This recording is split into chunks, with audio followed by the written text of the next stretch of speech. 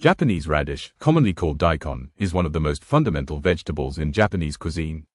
It is not used for novelty or decoration. It is used for function, balance, and digestion. To understand Japanese food culture, daikon must be understood first.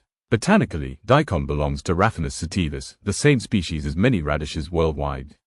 What makes daikon different is selective cultivation. Over centuries, Japanese farmers bred radishes that were larger, milder, juicier, and more versatile than their pungent European relatives. Structurally, daikon is long, cylindrical, and smooth-skinned, usually white with pale green shoulders. Its flesh is crisp, watery, and dense. This density allows it to absorb flavors deeply when cooked, while remaining refreshing when eaten raw. Flavor-wise, daikon is restrained. Raw, it has a mild peppery bite that clears quickly. Cooked, it becomes gently sweet and almost neutral. This transformation is critical. Daikon adapts to its environment rather than imposing itself. In Japanese cooking, daikon is rarely the star. It is the foundation. It appears grated, sliced, simmered, pickled, dried, and fermented. Each preparation serves a different purpose. Grated daikon, known as daikon oroshi, is used as a digestive aid.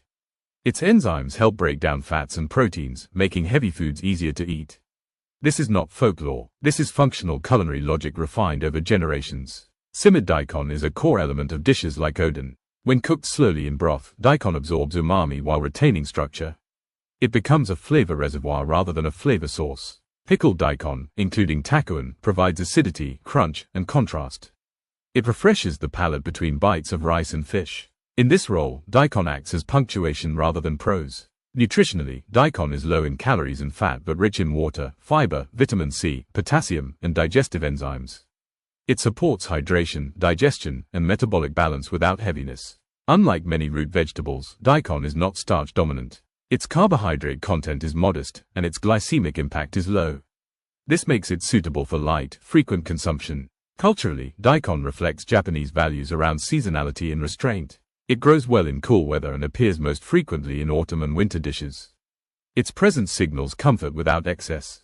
Daikon is also used medicinally in traditional contexts. It has been associated with soothing coughs, reducing inflammation, and supporting liver function. While modern science approaches these claims cautiously, daikon's digestive role is widely recognized. Agriculturally, daikon is efficient.